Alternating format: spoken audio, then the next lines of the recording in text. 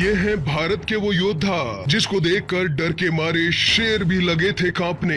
ये कहानी आज से लगभग 500 साल पहले शुरू होती है। उस समय लगभग पूरे भारत पर मुस्लिम सम्राटों का ही कब्जा था। एक तरफ जहां शाहजहां थे तो वहीं दूसरी तरफ आदिल शाह और दक्कन के सुल्तान अब्दुल कुतुब शाह।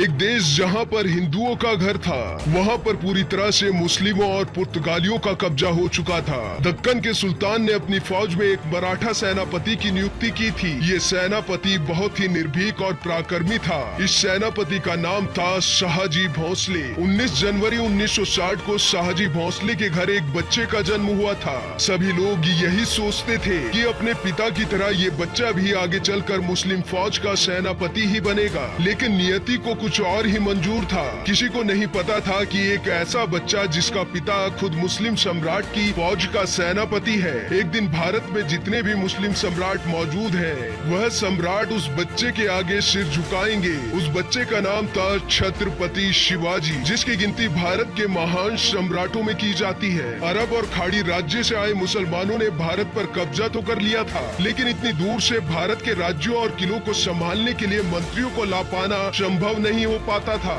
इसलिए उस दौरान भारत आए मुस्लिम सम्राट यहाँ रहने वाले हिंदू लोगों को अपने सेनापति और मंत्रियों के पद पर नियुक्त कर देते थे। इसी सिलसिले में दक्कन के सम्राट ने शाहजी भोंसले को अपनी फौज का सेनापति नियुक्त किया था। शाहजी सेना में सर्वोच्च पद पर कार्यरत थे और साल 1630 में महाराष्ट्र के जिनर के समीप शिव नहरी के किले में उनके और जीजाबाई के घर में एक पुत्र का जन्म हुआ। स्थानीय देवी ने शिवाई के नाम से पुत्र का नामकरण किया, जो आगे चलकर छत्रपति शिवाजी महाराज के नाम से प्रसिद्ध हुए। शिवाजी के पिता काम के सिलसिले में अक्सर बाहर ही रहते थे, इसलिए उनकी देखरेख शिवाजी की माँ और गुरु दादू जी ही करती थी। शिवाजी के गुरु को लगता था कि जब शिवाजी बड़े होंगे तो वह भी अपने पिता के नक्शे कदम पर चलकर मुस्लिम सेना के सेनापति बनेंगे। ये 1646 की बात है, जब शिवाजी 16 साल के थे। उस दौर में किसी भी हिंदू शासक का अपने स्वतंत्र राज्य को स्थापित कर पाना लगभग असंभव था, क्योंकि भारत के हर हिस्से में लगभग मुस्लिम सम्राट का कब्जा था